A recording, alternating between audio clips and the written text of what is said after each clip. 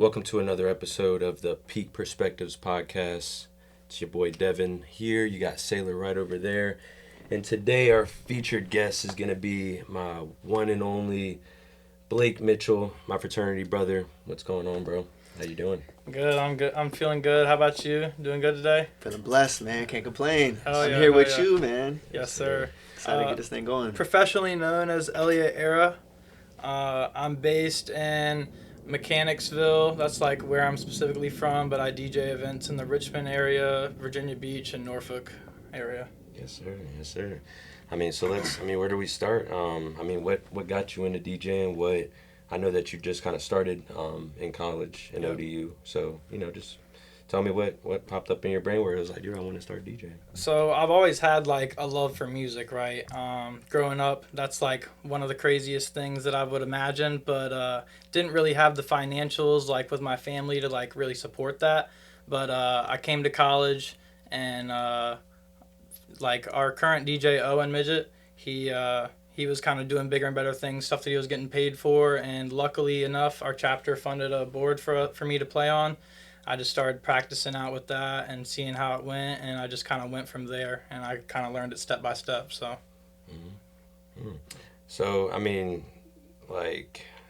let's talk about your first gig. Let's talk about your first party. What are some of those experiences like? I mean, what moment did you have where you were like, dude, this is what I need to be doing right now? Like, this is something for me.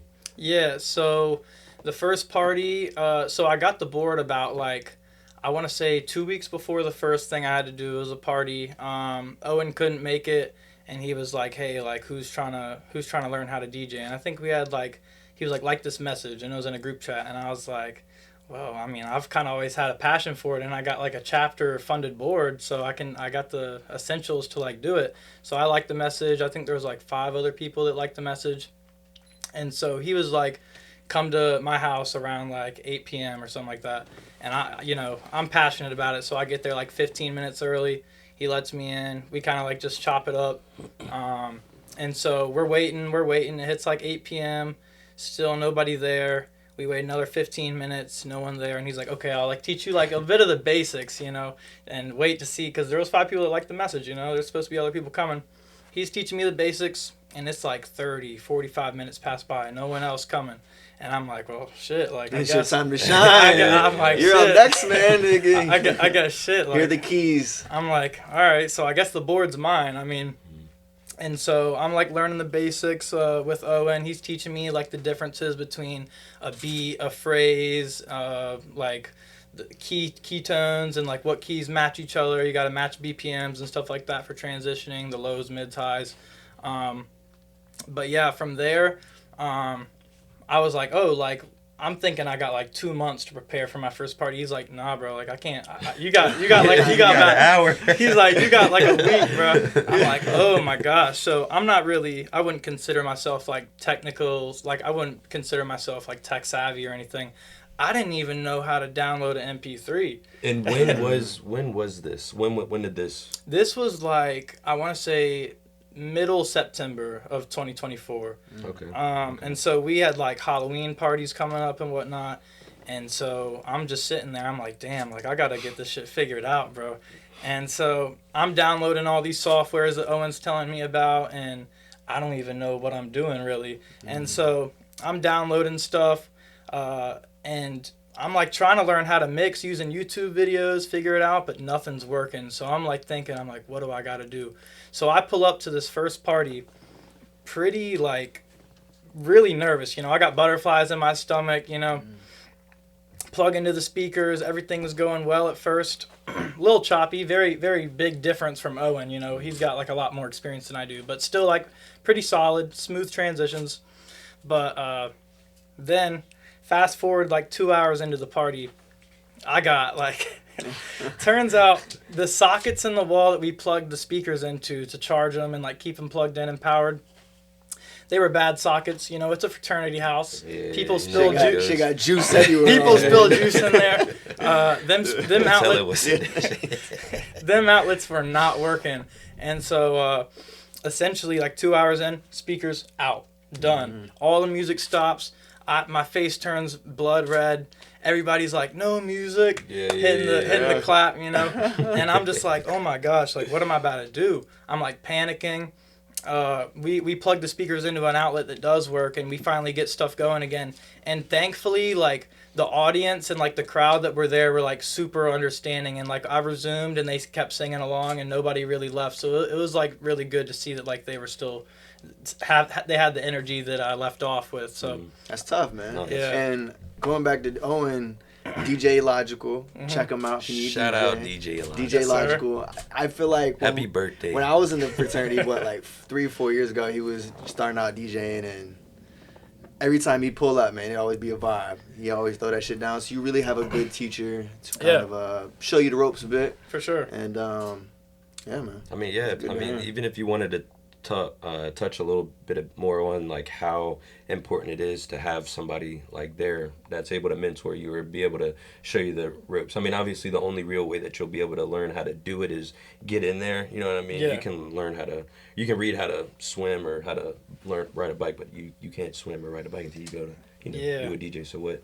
Do that shit is yourself. that? Yeah, you got to kick off the training rules and start sure. start pedal that jump. So Owen definitely, like, he taught me the basics that first night. I would 100% say that like I had the passion to begin with, but like passion can't be everything. You need to persevere and like really have the motivation to do it. And I feel like there were many times where I was in doubt about like my skill, and he just like was there every time I had a question about what to do, how to transition from a genre to another genre, a crazy BPM to like match with the crowd, you know what I'm saying? Because there isn't, a lot of times you can't just go from one song to another. You need to really read the crowd, and if they're not messing with what you're playing, you got to switch it up and find something else, throw a curveball at them. So Owen, whenever I had a question, he would always like answer and like help me out for sure.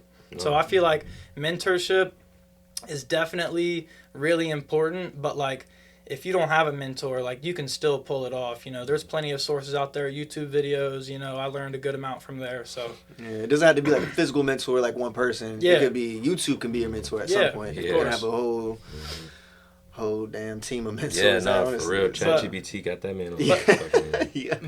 But for sure, the dynamic was crazy though, because if you told me my senior year of high school that I'd become a DJ or even be in a fraternity in college, I would say you're bullshitting. Like, I don't have the money like I'm not paying for friends, blah blah blah. But then I like came to college and I really realized like I'm not paying for friends. This is like a genuine group of people. Like I really connected with these guys, and because I remember I was coming out to Rush events, I was like, I'm just using y'all for alcohol. You know what I'm saying? Yeah. And coming to these parties, and then everything just kind of turned around. So it was for sure a crazy 180, crazy switch. So shout out to Pique Apple Fire. Shout out for sure. Shout out to Pique Apple Fire. Everybody in the Pique and Sync. For Spencer, Devin, me, all brothers. Yes, sir. Blake as well. So shout out to Pique Apple Fire. Shout out Pique. Yes, sir. So I mean, just going based off that, like right now we're in September, October. You're just now learning how to do it. You're starting to DJ some parties. You're slowly building your confidence. Yep. When do you get your first paid gig, and who was that with? How was that experience versus pie-capping a fraternity party versus a paid gig? So very different. My first paid gig is at this little local bar on campus. It's called Mojo Bones. They sell like wings, burgers, stuff like that, and then they have like theme nights. They got like country night on Mondays. They got free flavor Fridays, crush night on Thursdays. Man. Crush night on Thursdays. That thing's been around forever, yo. Yeah. But always a time. Mojo's was my first paid gig, and I don't think I would even be getting this opportunity if it wasn't for Owen, and if it wasn't for other brothers that were like bartending and bar backing at the place. So. Owen, I remember I was really getting into it at the time. I was finally putting a lot of time and effort and commitment into DJing, and he was seeing progression, and he was like, I think you can like take this to like another level. So he put in a word for me at Mojo's, and then I remember after he put a word in for me, he told me like Isaac, which was the manager at the time, he was like tell him to come in. So I came in, talked to him. We went into his office. We were just like chopping it up, and he's like, yeah, man, like. Owen recommended you. Like, I feel like I'll give you like a shot at like a paid gig. So I went in there, my first paid gig. I forget the exact date, but it was sometime like in November, It was like middle of the football season, and I went in there. I think it was a Friday, and it was like a test run. I went in there before. There was a lot of people in there. I was testing it out. Isaac was like, "Yeah, I think you got this." Gave me the shot, and I finally just kept it going, kept the vibe going. And after my whole gig, Isaac was like, "You kept the energy going. I really think you could continue with us." So ever since then, I've been going to Mojo's. Definitely like a place I'll always remember, bro. Yeah. Love the vibes there. But I will say the difference in like music you play is like a huge difference. You know, reading the crowd is always important, but like it's very different. A fraternity party versus a bar, you know. The crowd's different. Completely different. So yeah. I mean, so that was you kind of touched on it briefly, but like what was, I mean, maybe name like 3 things that you had learned. Like I said, this is still in early November, you know, 2 months into you just now finding out your passion for DJing, and like what are some of the key things that you know that you need to be on the lookout for when you're DJing, or things that you have learned along the way up to that point. You know what I'm saying? We still got, but also take an opportunity to look how far you came. You know what I mean? Like with first of all, that span was only 2 months. You know what I'm saying? And now very big difference. What are we fast forward 6-7 months later, and you're fucking expediting at a crazy level. So first of all, you know, pat yourself on the back. That's fucking huge. And what are some of the things, like, if you, any advice for other people, like, if you know, just like when you first getting started out, like what were some of the things when you learned them, you were like, damn, like I'm really starting to like DJ. I'm really starting to spend this shit and solidify myself as a DJ in the area. Yeah. So I would definitely say, number one, for all DJs, you need to remember you're not DJing for yourself. You're DJing for the crowd. You know, I have a ton of music that I love and enjoy, and I want to play, but like the crowd doesn't know what some of these things and these songs that I want to play and stuff like that. You're DJing for the crowd. Read the crowd. Also, if you have that in mind and you are DJing for the crowd and you're playing stuff that the crowd may like, but then the vibe kind of dives off, you need to realize that and be like, okay, I need to switch it up. Throw a curveball, you know what I'm saying? If you're playing like some 2000s R&B, Amiri, you know, Long Way to Go by Cassie, you need to, and they're not feeling the vibe anymore, you need to swap it up. You need to go to like maybe throw an EDM track in there, you know, get a little remix or mashup in there. I'd say you're not DJing for yourself, you're DJing for the crowd. Read the crowd. And then lastly, I'd say just don't try and overcomplicate your transitions, you know, make it simple. Sometimes simple and basic is the best, you know what I'm saying? You don't need to do like all these crazy sound effects and all this stuff, because sometimes it like doesn't sound right, you know what I'm saying? So that's what I'd say. So that also kind of sparked 2 questions, but so whenever you are getting to that point where it's like, okay, the crowd really ain't feeling me, what is like a go-to song that you're like, dude, this shit's gonna fuck up this shit gonna bring everybody back to life? So one song I really love to play, it has 5 tracks in it and 2 instrumentals. It's a SoundCloud remix by Joey Ming. It's got like Donda, Heads Will Roll, We Are Who We Are, you know, it's got Kesha and then Shots, all that. But it goes from like the song Donda, where it's like Donda. And that shit played in my head. And then it shortens the word Donda into just like the duh, and then it like duh, and then it goes into Heads Will Roll, so it's like bum, bum, bum, bum. You know what I'm saying? I need to hear that. It goes into that. I need to hear it now. It's got some crazy like transitions, and it keeps everything in key, keeps everything sounding crisp. But if we're not talking remixes, just a classic I'd say is You Can't Go Wrong with Buy You a Drink by T-Pain. That'll always get the crowd going. Devin, what would you say, bro? Man, you were a DJ on the move, DJ, in the table, in the club, and you're like, I need to get this shit. They throw me in the hot seat. The first song I'm playing, I'm not even gonna lie to you, it's probably gonna be some Sexy Red or some Drake. I'm gonna have to turn everybody up. I'm gonna have to turn, first of all, my view on it, you get the girls turned up, bro. Everybody gonna have a good time. You play a banger that's gonna have the girls either dancing or singing along. Everybody's gonna join in. So I'm probably throwing on some Sexy Red, some Drake, Nokia. Some shit like that. If you play for the girls, the guys gonna follow, because the guys wanna be around the girls. So if you cater to the women, you know. Yeah. What about you, Say? What you putting on, brother? Man, I don't know. Y'all got all the ones to get everybody going, man. I always felt that when I was in at Edge on Norfolk, there'd be times where like the DJ would just play something. I'm like, man, if I was behind that table, I'd play this, and this, and then I'm like, hearing you say that, it's like, maybe I just want to hear that and nobody else wants to hear that. 'Cause I want to listen to like some Cardi. Like, I want to hear like foreign. Yeah. For sure. And there's probably a bunch of girls in here like, if I heard that, I'm leaving the bar. So I'd listen to Cardi. Some Cardi Uzi related, especially if it's like 11:30, like starting to doze a little bit. I need something to get me back. And I mean, there's definitely times where that's like viable. Like, you know, you got your opening part of your set, you got your mid, and then you got your closing. So like you can fit Cardi and stuff in there for sure. But yeah, definitely some stuff they can dance to, some stuff they can sing to. But also something I just recently been on is like about a month ago. I figured it out and been downloading stuff. Is like Jersey. The Norfolk crowd loves some Jersey Club remixes, bro. Like Kalani Jersey Club remix. Damn. So, what I know that there are, you know, being at ODU, there's a bunch of other DJs as well. Do you communicate? Do you network with them? Do you talk with them? Do you guys, you know, iron sharpens iron. So do you, you know? So I would say the DJs I can name off the top of my head, DJ Butthead, Sick Pie, Will McCarthy, DJ Henny, Ethan, and then you got obviously DJ Illogical, Owen from our fraternity, and then DJ Nate, DJ Matan, you know, there's a bunch of DJs, but like the one that I've really been like going back to back with and like been brainstorming ideas, whether it be social media or just mix wise, is Will, DJ Butthead. Goofy name, but no, that's DJ fire. Butthead. That's fire. It turns the heads, you know. DJ Butthead. What's your DJ name? Elliot Era.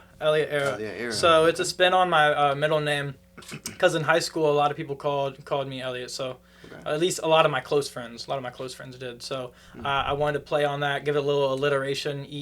Elliot Era. It's like my time era. So well, that too. I didn't even think about that. I was thinking like time, but yeah. Oh yeah, you brought it. You spoken it briefly with social media and stuff, but how important is that in not just your? I mean, how important is that in your field with DJing? So I feel like at least nowadays in the modern time, social media in general is very oversaturated. There's a lot of people doing it, trying to be an influencer and all that. But especially coming from a DJ point of view, I feel like nowadays you can't just be a DJ. You need to post your mixes. You need to show that you're practicing at home. You need to post clips of you at bars and at gigs. Also just like what you're about and your genres and like your style, what makes you unique and stand out. So I feel like social media is definitely, every DJ needs to do it, whether you're just on one platform or them all. You know, I'm on like YouTube, TikTok, SoundCloud, Instagram, all that. But like whether you just stick to one or do them all, I feel like you need to do something. And another thing that I've just recently been learning is like you also need to produce your own music, because if you're trying to get into a festival, like a big time thing, you can play other people's music and have good transitions, but what's gonna sell tickets? A viral song. If you put out a platinum hit and your name is big and you're gonna sell tickets, that's really all the club and festival cares about. They just want to sell out tickets. So I think producing your own music, definitely the next step I'm gonna go. I just recently got FL Studio and Splice to get samples and stuff, so that's probably the direction I'm gonna head. You need something as an artist nowadays. You need something like that's unique to you, something that's going to like you said the word viral. You need either like a trendy TikTok clip to go viral. You need a song to go viral. Even if it's just something goofy you're doing, if it gets hundreds of thousands of likes and you get some people who are following it, wanting to replicate it, that's gonna sell tickets. Yeah. You got to stand out, be unique. You know, a lot of people. For example, my uncle, he's like a co-director, worked on movie sets and stuff. He met Marilyn Manson, right? Crazy character. Like looking at him from like a social media standpoint, you know, he does a lot of crazy things, wears crazy outfits, whatever. But apparently in person, my uncle met him and he's a cool guy. So it's like you gotta put on an act kind of, but like just make yourself stand out in a way. Like Marilyn Manson on social media is not your average person, you know. He stands out. He's doing all this on crazy anything stuff. I don't think he's your other than being in person obviously, but he's like all but he's amassed the following exactly who really loves his content. Same thing for like all these people who just portray a character, but you meet them in real life and they're, you know, a regular person, down to earth, really humble person. There's no real magic behind the curtain, and that's the beauty of social media is you really get to share only what you want to share. Yeah. You know what I mean? And people only have that view of you. You know Yeah. what I mean? So that's like really cool. I mean, so, you know, fast forward, obviously networking with people, you're finding out how important social media is. Say there's, you know, people at home obviously wanting to start DJing and wanting to, I mean, do you have any advice for them? Do you have any, like, you know, maybe like 5 or a couple things that they should probably know prior to getting into DJing? Like, any advice for them? Yeah, I would say you really don't need a lot of expensive equipment or a lot of equipment in general to start off and learn the basics. I'd say get a beginner entry level board. Don't ask your parents for like $5,000 boards, CDJs, and all that. Get like a DDJ Flex 4. It's like a $300 board. And then use a laptop or even your phone. They have some apps on your phone that are free that you can hook up to your board and DJ just off your board and your phone. Just learn the basics of the board and the basics of DJing. So like I said earlier, BPM, beat matching, the difference between a beat and a phrase, and then also like key shifting and all of the matching, how you're going to transition smoothly, the sound effects. Also learn every part of the board. Don't just learn one thing and think that you're set. You need to learn every part, because if you're doing the same type of transition from one song to another, the crowd's going to get bored of that. Mm-hmm. If you're filtering and then backspin into the other song, every song, it's just kind of like, come on now. Yeah, it gets overplayed. Yeah.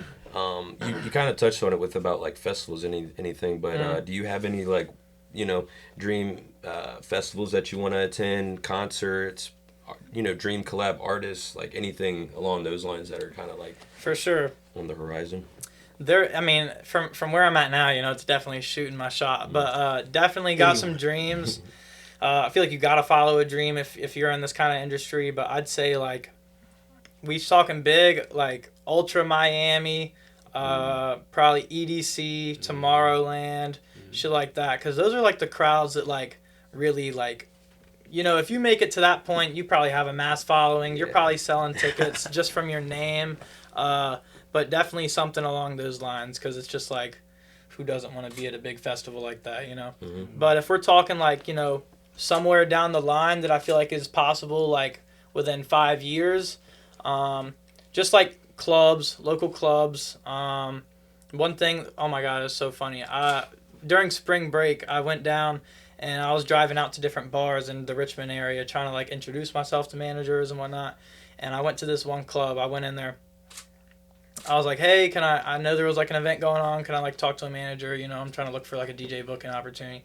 Man's at the front door just said like, nah, bro, like go home. I was like, whoa, nah, you don't even know my name. Like what I do, like I could be hypothetically famous and you don't even know that, you know? Yeah. And his manager happened to be sitting down right there. And he was like, whoa, like why'd you shut him off? Mm-hmm. And bro was like, follow me to my office. And I was like, okay. And this is at the Canal Club in Richmond. I follow him to his office, and you know we sit down and talk and chat it up. He's like asking me to show like some things I've worked on, some clips of me, blah blah. And he's like, yo, I actually like love your style and I love what you do. Like I know you don't have like a crazy following, but I feel like we got some bookings in the summer and I could probably have you in. There it is. And so I started emailing him, and so like later in the summer, probably like late July, August, you know, he said that I might get like one or two bookings. So like that'd be my first time in a club too. So just expanding the portfolio, you know. And another thing that I'm looking forward to is DJing my sister's wedding. Shout out Valerie Mitchell. Yeah. Congratulations, man. Yeah, seriously, I appreciate it. I'm actually one of the groomsmen, thankfully. Glad to be a part of the wedding in some sort, but it's gonna be a little complicated to like balance between DJing, MCing, and being the groomsman, but I'm sure. And staying sober. Yeah. Sober enough. But yeah, no, it's definitely going to be a cool dynamic to see, and it's also just expanding my portfolio even more, getting my first wedding booking, making me more viable for other people doing weddings as well. So that's definitely, huge, definitely excited about that. Sounds like you got some good opportunities this summer. Yes, sir. To really expand your portfolio. Yes, sir. Grow your skill set, and keep growing, man. That's awesome. Sir. It's awesome to hear. There's only one way, and it's up. And you touched on a really cool thing that I think not a lot of people realize is that you don't need all the money in the world to start something. Mm-hmm. You know what I mean? All it takes is a dream, and it takes straight persistence, because without the persistence, without the structure to just keep on posting videos, even though they're getting 10 likes, 5 likes, 15 likes, the more you keep doing that, when that one pops off, everything else is going to just fall into place. People are going to click on your profile, because I do the same thing. When I think a video is funny, I click on their profile, scroll down, I'm like, okay, if one viral video goes up, they click on that junk, they see one, is like, okay, where do I go from here? You know what I mean? So I mean, this is kind of off, but like, do you do anything besides DJing? Do you have any fun hobbies? What's a DJ's side hobby? What do you do in your free time? Definitely, obviously, staying studious, studying recreational therapy at ODU. And then, obviously, going to the gym, staying active, being healthy, keeping myself in check. But honestly, as of recently, man, like, it's really just been, like, schoolwork, gym, fraternity, DJing. I've been putting so much time into DJing, like learning the ins and outs of it, learning the little things. And I feel like it really shows. Like, I feel like I've really grown and gotten a lot better in a short period of time. And I've heard that from other people too, not just me being like personal bias or anything. But definitely going back on the social media thing, I feel like not only is it an oversaturated industry, I feel like it's just good to post yourself practicing and stuff online, because when you're getting booked for gigs and they're asking for like your content and stuff, they can see, one, your genre and style of mixing, but two, like how much time you're kind of putting into it, like outside of just gigs, you know what I'm saying? Showing that you're practicing, putting the outside hours into it. You know what you're doing. Yeah, like, we got a skilled DJ on the table tonight. I'm trying. Yeah. It really just like you said, doesn't take a whole lot of money, just a dream and like passion and perseverance. Like, don't post for like 50 days straight and like, oh man, I only got 100 followers, like you did Jake and Logan Paul start out with 1,000 million followers? Like, no, like they started with 0. So it just takes perseverance and dedication, discipline. So yeah, I like what you said. Like, right now you're just focused on school, fraternity, DJing, and the gym. Yep. Before you got into DJing, like, what were you doing? Like, was there like, did you just like fuck around and do shit all or? Yeah, so when I first came to college, I really didn't know what I wanted to do with my life. I was kind of lost in a sense. Kind of just picked a major that was going to make a lot of money. Didn't really know too much about the major at all. I was a mechanical engineer when I first came to college. Sounds good. Yeah, sounds good. So that calculus so I passed pre-calc, and I went to Calc 1, failed it once. Then I tried it again during the summer, failed it again, and then I was like, bro, I got to go to Calc 5, bro. Yeah. I was like, I can't do this. I got to go back to pre-calc. So I kind of like took a step back. It'd be like that, bro. I had to take a step back and like just like rethink like my framework of what I really wanted to do in life. And then the DJ opportunity popped up. And I just kind of like rethought through everything and like what I wanted to do. And my brothers and like everyone in Pike App was super supportive and like kept me in check. They made sure that I was like still doing my schoolwork even though I was getting into DJing and stuff like that. So I really do appreciate everybody in Pike App for that. So for sure. Shout out Pike App. Shout out Pike App. And it's interesting. You really have to sacrifice something you did to like do something new. And like you said, you put time into it. Even if it's not working at first, you put more time into it, you're going to learn something. And then, like you said, it's only up from there at that point. So. But back to what you were saying a second ago, yeah, I was doing fuck all. Fuck all, yeah. That's usually it's the case for everybody. I was being a complete degenerate when I was coming to college and I made it in. Like, I was like, I got these gen ed classes, I don't really got to study, and I was getting drunk on the weekdays, like. I was not doing what I should be doing. Freshman year. But then I definitely checked myself out. I was like, yo, like, lock in. So yeah, it's good you did it early, man. Some people don't even get to that point until they're about to graduate or even after they graduate. So. 30s, or 30s or 40s, so you started young, your passion. So it's like, this is where you are now. 10 years, bro. Who knows? Maybe you might be at Tomorrowland. Or Miami. Like I said, I remember it was probably a couple months ago or maybe even 3 months ago when you first came to me asking me about just the marketing aspect of it, just the social media aspect of it, telling me how you were telling me the story about how you went to the bar or the club and then they asked you about a party pack and you're like, what the hell is that? I didn't even know what that was. Bro, like now just to see the the growth that you've been able to do I mean, for one, it's super inspiring because not a lot of people are doing that shit. Like I said, most most plans die at the idea stage, and that's what like. If you don't start nowhere, you gonna end nowhere. You know what I'm saying? So you gotta start somewhere. Every journey of 1,000 miles starts with the first step.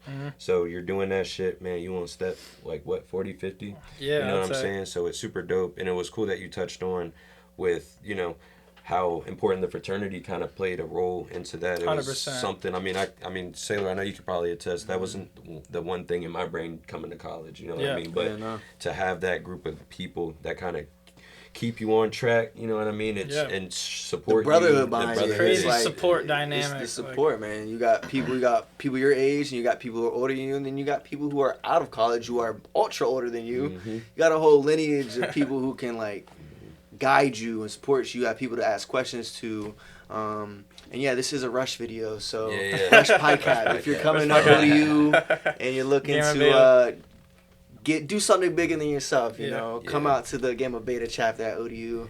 And PyCapify, we'll take care of you. Yes, sir. And I remember, like, when I first came in, like, I thought it was super cringe and corny. I was like, oh, it's just a bunch of dudes, like, getting drunk and blah, blah. But then I really got into it, and it's so much more than that, man. It's like the networking that comes from it, the support system, the dynamic in general is, like, super crazy. Like, you can be down one day, and a brother will text you and be like, yo, what's good? Like, are you good? And, like, they'll ask to just hang out and just, like, chop it up, and, like, you'll be back to it, you know? They're going to keep you in check, and it's, like, it sounds corny, but, like, it really is, like, a different... Until you're in it. You don't even know. Yeah. I mean... No, it's definitely crazy though. And like you said, like the first step of 1,000-mile journey dies at the first couple steps. Like if you have the passion, you're gonna really get into it. You know, like I didn't even know how to download an MP3. Like I said, like I didn't know anything about editing videos, recording, any of that. And you know, I was so passionate about it and really wanted to see it happen and make it come true that I just like kept doing my research and kept getting better and better. You know, if you look back at my first couple of TikToks and my first videos on YouTube, I was recording my sets vertical. On YouTube, you gotta do 16:9 ratio. Like I didn't know anything about that. You step out of your comfort zone. Yeah. And that applies to everything. Even if it's DJing, education, like you gotta do things that in your head you're like, I don't want to do that. Like I'm gonna look weird. It's gonna feel weird. I just don't understand it. But as soon as you put that foot in there, put foot in the door, you put your fist in it. You start hammering down. You start fisting it in, man. Yeah. So cut. But like so like you know we're coming down to the interview, winding down to the end. I do just have like a couple like speed questions. For sure. Kendrick or Drake? Gotta say Kendrick. Okay. Even though Drake ended it off strong with Nokia, Kendrick, bro. Yeah, Kendrick. What about you? Drake's in the wrong, you know. Kendrick or Drake? We talking about the beef or just like discography and? Yeah, I thought you. Those two different questions. The beef or the discography? Two different questions. I'm gonna say beef, Kendrick, but as far as I probably ain't gonna put a Kendrick on in the club as my first song of choice. I thought we was talking beef. I can't lie. Yeah. You know what I mean? But so like, we're all in agreement that it's beef, Kendrick, discography, Drake. Yeah. We can all get behind that. I'm on that. Okay, and next question. You know, what are you most looking forward to in the next year? Next year, definitely just like focusing on myself, uplifting other brothers, just really being in my zone and like pushing out the content, connecting with others, and like connecting with other DJs for sure. I really want to get into the scene more. Really just want to get my name out there and just like really like see what's in store for me in the future. Obviously still stay in lock with school because that's like the main priority why I'm here, but like just like live life, live it in the moment. You know, I'm young, you know, I'm only going to be in college for so long, and then I'm moving off to adult things, paying taxes and getting insurance and all that. So shit. definitely gotta like. All right, man. Damn. Gotta live my life and just like see where life takes me. You know, God's got a path for me in store. So just see what happens. You know. Yeah, heck yeah. Where can people find you, man? Tag yourself in, bro. Where can people find you at? You can find me on Instagram at DJ Elliot Era. Find me on TikTok at DJ Elliot Era, and then on YouTube, Elliot Era, and SoundCloud Elliot Era. Yes, sir. Welcome. This is the Pique Perspectives podcast. Yes, sir. My boy Sailor Green. Yes, sir. You can find me at SAYLUR, Sailor. Links will be in the description, by the way. So. Yes, sir. Links will be in the description. You already know Devin Lundy Homes. Yes, sir. Peek and Sing. Yeah, man. If you need a home, come check my man out. You already know. If you need a home, if you need a rental. But also, thanks for having me on, bro. You already know. I appreciate it. You For already real. know. Got you, bro. It means a lot. It means a lot. Show. We'll see you on the next episode. Yes, sir. Let's Later. get it. Bam!